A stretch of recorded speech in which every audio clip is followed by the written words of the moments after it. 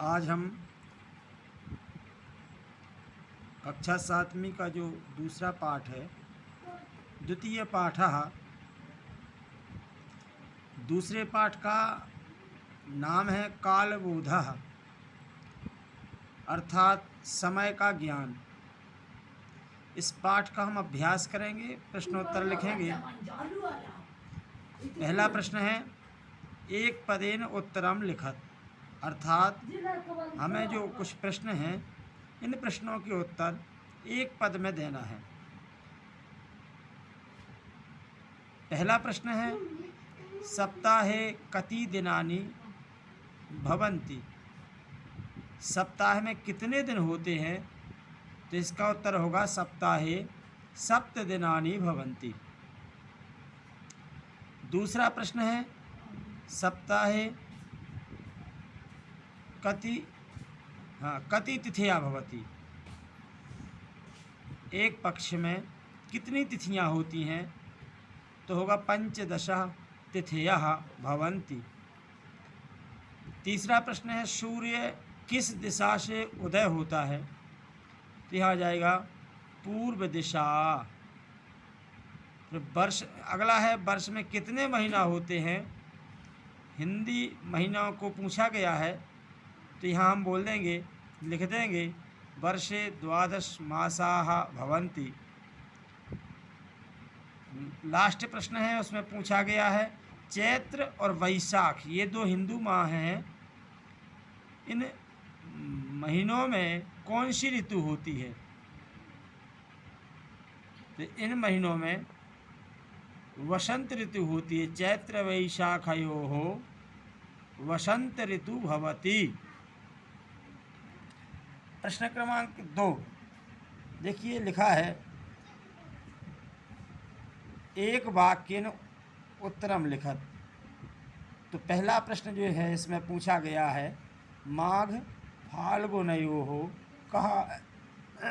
कः ऋतु भवति, कौन सी माघ और फाल्गुन के महीना में कौन सी ऋतु होती है?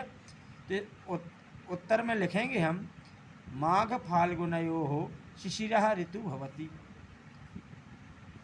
हाँ, चंद्रः कदा पूर्णतां प्राप्नोति, चंद्रमा कब पूर्णता को प्राप्त होता है? तो पूर्णिमायाम। अमावस्या कस्मिन् पक्षे भवति, अमावस्या किस पक्ष में होती है? तो कृष्ण पक्षे।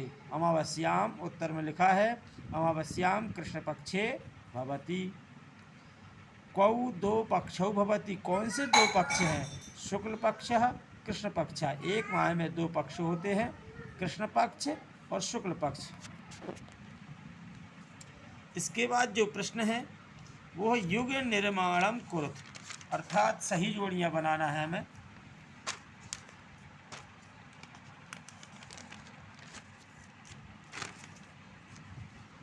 हाँ, ये माह हैं, इन माहों में कौन सी ऋतु होती है?